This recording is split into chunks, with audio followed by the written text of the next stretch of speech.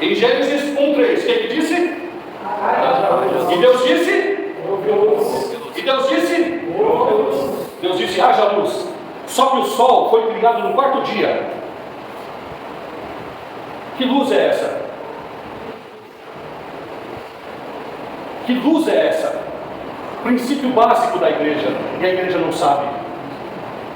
Mas o que estava oculto desde o início começou a ser revelado pelo nosso Senhor Jesus Cristo.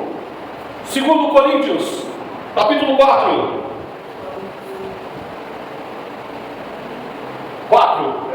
4. Aí vai o 5 e o 6. Presta atenção nisso aqui. Nos quais o Deus deste século cegou. O quê? Então nós estamos dentro de um contexto. O contexto é entendimento. Presta atenção. O contexto que nós estamos vendo aqui é entendimento. Ele está dizendo que o Deus deste século cegou o entendimento de quem? De quem? Continua. Por que ele cega? Para que não? Então, o maior interessado que você não entenda o Evangelho é um inimigo teu. Se até agora você sente resistência para pegar a Bíblia, ler e estudar e não entender, existe um propósito contra você, uma conspiração contra você, que ele não tem o mínimo de interesse, porque a salvação vem pelo primeiro pilar, pelo entendimento do Evangelho. E ele está cegando. Agora presta atenção. Verso 6. Porque Deus que disse que aonde? Da onde? No princípio a terra era sem forma e vazia, e havia trevas sobre a face do abismo. Está igual ou não está igual? Agora olha só o que ele vai falar. Deus é que disse que das trevas resplandece, a luz surgiu da onde? No momento das trevas. Continua. É quem? Deus é que faz a luz aparecer nas trevas para resplandecer aonde? Do que nós estamos falando? Qual é o contexto? Entendimento. Você sabe o que o texto está dizendo? Deus que disse que onde não há entendimento, é Ele que vai criar o entendimento para que resplandeça sobre nós. Sabe o que significa isso? Que o próprio Deus se dispôs a pregar o Evangelho para nós. O próprio Deus decidiu que nós precisamos entender o que significa a nossa salvação. Ele resplandeceu nas trevas para a iluminação do nosso entendimento. Para quê? Qual o final? Em quem? Na face? Você quer entender o plano de Deus? Olha para Jesus. Ele é o centro. Sabe o que esse texto quer dizer? Que das trevas resplandece a luz para o entendimento. Eu vou somar isso daqui a pouco com João 17. Mas sabe o que eu vou adiantar para vocês? No princípio, Deus criou os céus e a terra, e Ele disse: haja luz. Você sabe o que Deus estava dizendo ali? Sabe o que Jesus estava falando quando Ele disse: haja luz? Sabe o que Ele estava dizendo? Que de hoje em diante, tudo o que se chamar de criação vai entender que existe um único e verdadeiro Deus, e eu sou responsável para representá-lo em tudo. Isto é Gênesis 1. Agora eu te pergunto, como é que João sabia disso? Se ele não estava em Gênesis. Como é que João escreveu sobre isso, se ele não estava lá? Porque um dia o nosso Salvador desceu até a terra, na forma de homem, sentou-se do lado de João. Tem uma coisa para te contar, João. Sabe quando você lê lá em Gênesis 1, Deus criou? Vou te contar. Era eu que estava lá criando. Você sabe o que João diz em 1ª Epístola de João 1:1? O que ouvimos, o que vimos, o que nós contemplamos e o que nós tocamos na palavra de Deus. Você está diante de um testemunho que andou, que comeu, que viveu, que apalpou, que serviu, que ajudou. João estava do lado do cara que um dia decidiu ouvir a voz de Deus e disse: eu vou entregar tudo para o Senhor. E ele se fez homem, e João estava ali do lado dele, ouvindo Jesus contar o mistério que esteve oculto por eras e por gerações. Está entendendo o Evangelho, irmão? Consegue entender o Evangelho agora? Você vê como tudo se restringe ao nome de Jesus? Vamos lá. João capítulo 3. Desculpa chorar, irmão, mas a emoção é muito forte. Eu não aguento. Às vezes eu paro a moto e tenho que enxugar as lágrimas do olho. 3. Deixa eu só contar a historinha rapidinho. Essa história aqui é de Nicodemos. Isso, obrigado. Essa história aqui é de Nicodemos. Nicodemos é o seguinte: ele era o principal sacerdote, conhecia a lei, ele tinha toda a ciência de tudo que podia ser e se entender das leis de Moisés. Ele sabia tudo. Só que ele vai à noite. Obrigado. Ele vai à noite para conversar com Jesus. Por quê? Porque ele precisava ser visto. E se ele fosse visto andando com Jesus, ele ia ser expulso da sinagoga e da sua condição de príncipe. Então ele vai à noite conversar com Jesus. Ele entra com uma conversinha meia boca.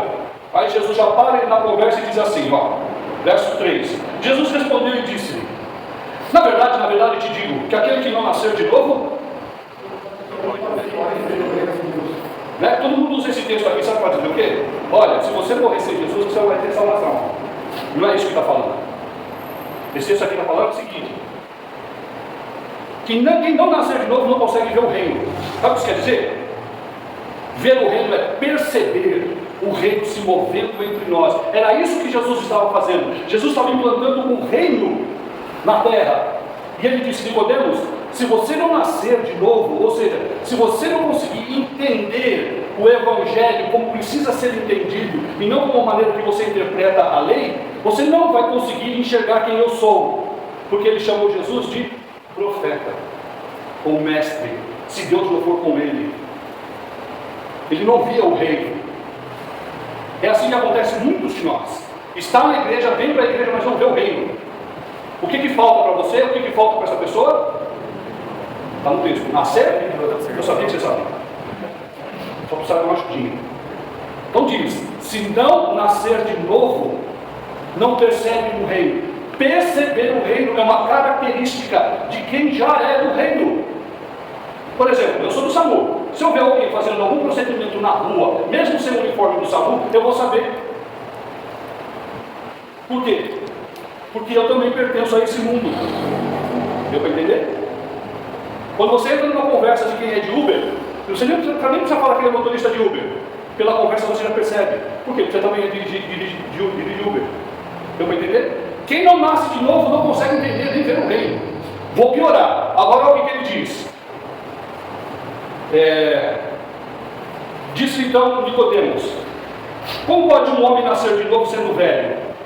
Jesus fala de coisa espiritual, ele pega aí, baixa o nível. Aí Jesus vai responder no 5: na verdade te digo, que aquele que não nascer,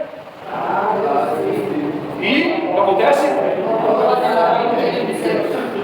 Você é agora, né? Para ver o reino já tem que nascer de novo. Agora, para entrar, fazer parte do reino, tem que ser batizado nas águas e tem que ter o Espírito Santo. Era esse o recado que ele estava dando para Nicodemos.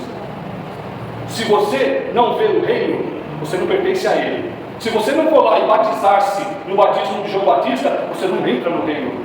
Não adianta querer você entrar no reino se não for pelos desígnios certos. Não adianta você pertencer, entrar no reino, se você não tiver o espírito do reino. Complicou, né?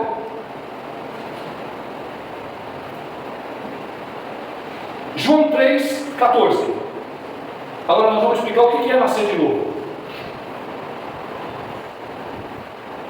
Teve uma época, lá nos tempos de Moisés, que o povo saiu do Egito e estava no deserto. E estava todo mundo reclamando, murmurava, reclamando. Deus pegou e enviou uma praga. Ficou tão cheio deles que enviou uma praga.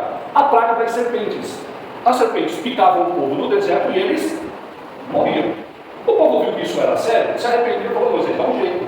Ora o Senhor você para que Ele livre-nos dessa praga.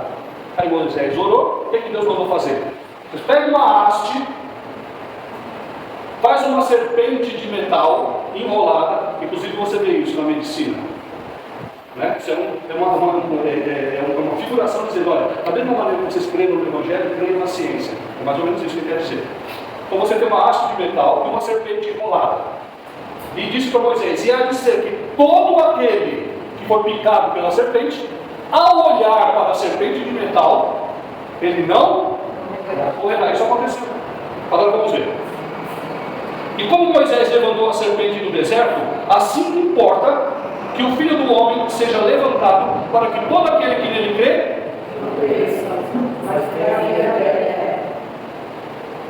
e Moisés levantava a haste, e o povo que era picado pela cobra, Jesus disse assim uma figura, dizendo: assim como Moisés levantou a haste, o Filho do Homem, que é ele, precisa ser levantado. Nesse caso, a palavra levantado assume a conotação de ser crucificado. Jesus estava dizendo: da mesma maneira em que o povo não morria quando era picado pela cobra, quando eu for levantado na terra e todos olharem para mim, mesmo se forem picados pelo pecado, é o que está dizendo aqui, para todo aquele que nele crê, não pereça, mas tenha a vida eterna. Você consegue ver Jesus crucificado? Você consegue crer que Ele foi crucificado? Eu tenho uma boa notícia para você: você não vai perecer, porque você está tendo o reino de Deus. Você está tendo o entendimento do reino de Deus.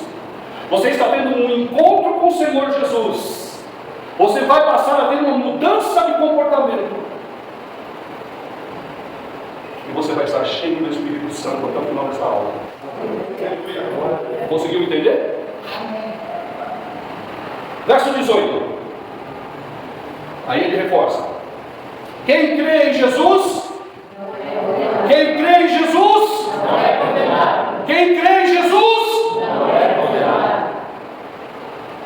você vai ficar com a ideia ou você vai ficar com a escritura? Se eu passar a borracha aqui, tem outra Bíblia. Se eu rasgar a Bíblia, tem outra Bíblia. Na outra Bíblia também vai estar escrito: quem crê em Jesus não está condenado. Porque não é a crença em Jesus, não é, eu sei que ele existiu. Não é isso. Porque antes de você estar nessa igreja, você comemorava Natal, comemorava a Páscoa. Mas que diferença isso fazia na tua vida? Então significa que você nunca entendeu o que é Jesus. Mas quando você começa a olhar para o efeito que a cruz de Cristo dá e ele começa a agir em você, então você começa a entender que não basta saber que Jesus dá, eu tenho que decidir confiar e crer neste Jesus que a história de 2000 anos atrás conta e que está registrado num livro chamado Bíblia.